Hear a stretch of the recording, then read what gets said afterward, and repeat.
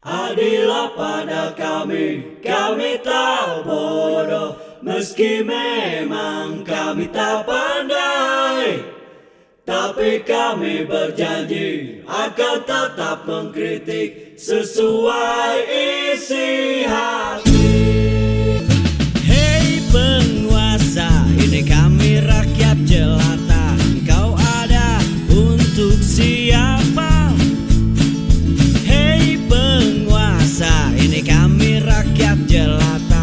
Mau sampaikan semua keluh kesah. Bekerjalah dengan hati, pakai empati. Jangan banyak intrik, apalagi bikin taktik. Bijaklah dalam membuat peraturan. Jangan sampai bikin aturan yang berat sebelah. Kalau saya lihat memang pilihan-pilihan ruang-ruang aktivitas atau ruang-ruang kehidupan yang layak di kita itu semakin mengkhawatirkan lah gitu kan. Jadi mereka terdesak, punya kemampuan keterampilan melakukan edit, tapi melakukan apapun itu di media sosial, tapi tidak ada pilihan lain untuk membuat hoax dan sebagainya gitu kan. Kan saya pernah dengar ya cerita ini cerita lama yang terus berulang-ulang. Ada juga para apa sih istilahnya hacker ya, hacker yang levelnya sudah sangat tinggi, bukannya ditangkap, justru diajak kerjasama menjadi pelindung data sebuah negara. Kan harusnya ini juga kurang lebih begitulah gitu. Harusnya seperti itu. Mereka tuh lihai-lihai kok membuat hoax itu. Bahkan misalkan ada akun, mereka tuh bisa membuat, saya tidak tahu siapa, tapi produknya yang memang keren-keren misalkan. Membuat menernakan akun, terus membom dengan narasi-narasi dengan sistem boot. Nah, itu kan keren tuh. Punya berapa ratus akun Twitter, narasi-narasi hoax disebarkan. Padahal kalau dibalikin bahwa narasi-narasi positif dalam bentuk campaign misalkan menggugah motivasi, itu kan keren sebenarnya. Boleh itu. Kalau konteksnya kebaikan ya, positif kita lakukan teknologi dengan boot segala macam. Iya, itu kan pemanfaatan teknologi. Bagaimana kita memposisikan AI dengan bisa memberikan dampak positif kan? Kan hari ini kan yang jago untuk memanipulasi AI kan orang-orang Indonesia, membuat hoax, gitu kan? Oke. Gitu. Nah, coba kita masuk ke kabar yang berikutnya. Ini usianya berapa ya isu ini? 5 tahun, 6, 7, 8 tahun mungkin. Ini ijazah palsu Jokowi. Problemnya bukan problem hoax atau tidak, tapi problemnya kepastian gitu. Kepastian informasi ini benar atau tidak gitu. Jadi jangan sampai digantung gitu. Saya nggak tahu kan belakangan hari UGM pihak kampus ada kalau nggak salah ya, memberikan klarifikasi bahwa Jokowi adalah betul lulusan UGM lah katakan. Iya, betul mengerjakan skripsi, betul di wisuda dan seterusnya. Tapi sisi lain masih tetap riak-riak mempertanyakan kebenaran tentang ijazah itu. Nah, pertanyaan-pertanyaan itu muncul kan ketika harapan kita, misalkan bukan harapan kita, harapan sebagian orang, Pak Jokowi tampil di muka publik, tampilkan ijazahnya. Tapi itu tidak pernah terjadi. Kemudian setelah sekian lama, baru beberapa pekan lalu, ada salah satu kader PSI yang di Twitter memunculkan ijazah aslinya. Loh, kok baru sekarang gitu? Loh, kok dia yang munculin gitu? Terus logonya itu banyak sekali. Loh, kok ini seperti fotokopi berwarna. Loh, kok fontnya beda. Gitu. Loh, kok yang lain itu katanya belum ada teknologi rata tengah. Ini sudah ada rata tengah gitu. Dan nama Sumitro jadi Soemitro. Tanda tangannya beda. Wah, itu dikulik oleh BIN katanya, Badan Intelijen Netizen. Ya karena memang netizen itu kepakaran intelnya hebat-hebat lah. Karena jumlahnya banyak juta.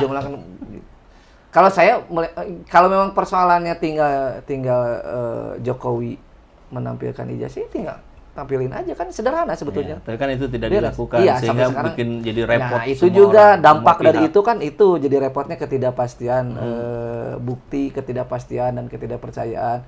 Di sisi lain kan ini juga berakumulasi dari tumpukan-tumpukan misalkan kekecewaan-kekecewaan yang Dari memang kebijakan. dari kebijakan berakumulasi menjadi bola salju distrust kan gitu, seperti itu. Jadi maaf misalkan orang sekali kecewa, dua kali kecewa, kebenaran pun yang dilakukan kadang-kadang kan jadi kurang percaya. Nah, Sekali bohong, 2 kali bohong, 3 kali bohong, keempat dia benar, bohong. nah dapat gitu. seperti itu. Susah untuk kurang lebih seperti itu ya kalau saya melihatnya. Tapi kalau dalam sudut pandang Kang Sandi sebagai pegiat pencari fakta, apa yang terjadi dengan ijazah palsu Jokowi ini, apakah dengan kawan-kawan yang lain lah, apakah itu menjadi salah satu concern juga yang dilakukan untuk ini kabar ini benar nggak ya seluruhnya terkait?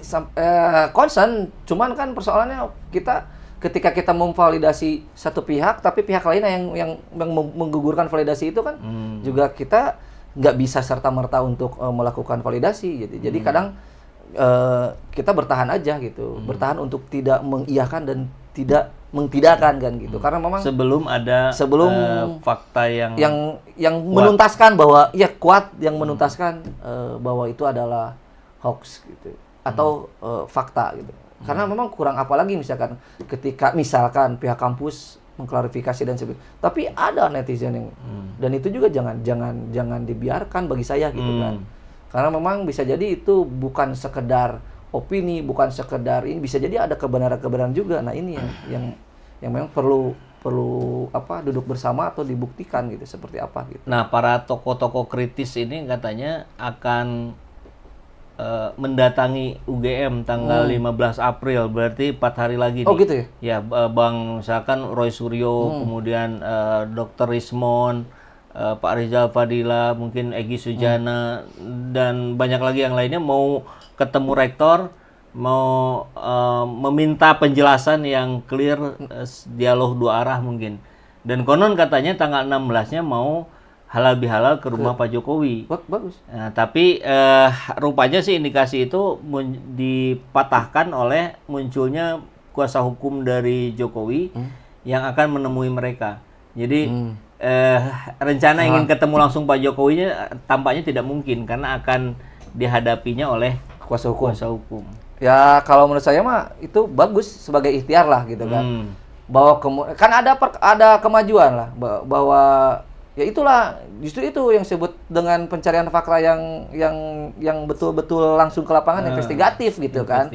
Jurnalis kan gitu, kalau jurnalis investigatif kan ke lapangan, diulik dan sebagainya, dipotret, deskripsikan dan sebagainya, ditanyakan si sumbernya gitu kan, sumbernya diwawancara, termasuk ini dalam hal ini dengan rektornya. Ya saya pikir ini jalan untuk mencari solusi gitu, apakah ini benar atau tidak gitu. Paling tidak ada tahapan itulah. Ya. Daripada riak-riak kontroversinya, datangin ke kampusnya kan gitu. Menurut saya begitu. Kenapa nggak dari kemarin-kemarin ya? Tapi ini satu lagi mungkin yang jadi masih pertanyaan itu adalah media nih. Media yang tadi disebutkan oleh Kang Sandi juga, Kompas sudah punya karena cek faktanya, ini pastilah yang lain-lain juga. Tapi dalam beberapa hal atau mungkin dalam banyak hal, kok kita tetap melihat kecenderungan gitu bahwa bagian media, kelompok media ini kok tampaknya lebih membela si A misalkan. Yang ini kok tampaknya lebih menyerang si A gitu. Nah, bagaimana dengan proses idealis atau etika jurnalistik dalam konteks pencarian fakta tadi? Saya nggak tahu ya kalau di belakang media X misalkan siapa. Afiliasinya kemana gitu kan. Saya bukan tidak tahu, tidak menelusurinya ke sana gitu kan, bahwa apa yang disampaikan cek fakta, apa yang disampaikan oleh media mainstream, berita mainstream itu sangat membantu masyarakat sebetulnya gitu. Apapun itu. Bahwa kemudian misalkan kok fakta yang ini enggak diangkat misalnya, ini hoax atau beneran kan gitu. Nah, kalau persoalan beneran kan ada berita-berita yang benar. Nah, persoalannya bagaimana mereka memilah dan memilih berita dan fakta kan gitu kan. Memilah dan memilih fakta juga kan bagian dari strategi pemberitaan gitu kan. Seperti itu. Teori medianya kan seperti itu gitu kan. Seperti itu. Tapi kalau cek fakta mah menurut saya pilihan yang dicek fakta juga kan, yang dipilih gitu kan, itu juga sangat menentukan kecenderungan gitu. Bisa jadi kan seperti itu. Oke. Masih banyak berita yang harus dicek, tapi Kang Sandinya harus juga ada aktivitas lain. Siap. Sebagai penutup barangkali ada pesan-pesan untuk, terutama sih untuk netizen nih yang sering kali atau bapak-bapak dan ibu-ibu yang suka kebingungan di grup WA, ini benar apa enggak ya beritanya gitu. Ya paling tidak gini, kalau di grup WA itu ketika menerima informasi tidak serta-merta langsung memforward gitu, men-share. Nah, itu yang ngeri itu tuh. Iya. Dia nggak tahu, langsung di-forward ke semua grup yang dia ikut. Kadang kan tidak dibaca judulnya apa, dalam bawahnya apa gitu kan. Kalau sampai hari ini kalau berita, yang namanya berita itu fakta gitu. Jangan kemudian dikotori bahwa berita itu adalah hoax. Jadi berita itu produk jurnalis gitu. Cuman karena memang sekarang banyak media, termasuk media sosial, bisa memproduksi berita gitu. Cuman hoax itu banyaknya berputar diproduksi dan berputar di lingkaran media sosial gitu kan. Yang kadang-kadang atau di aplikasi percakapan itu. Harusnya bacanya runut ke bawah. Kadang-kadang kan bacanya sepenggal-sepenggal gitu. Iya. Judulnya aja, bawahnya nggak dibaca.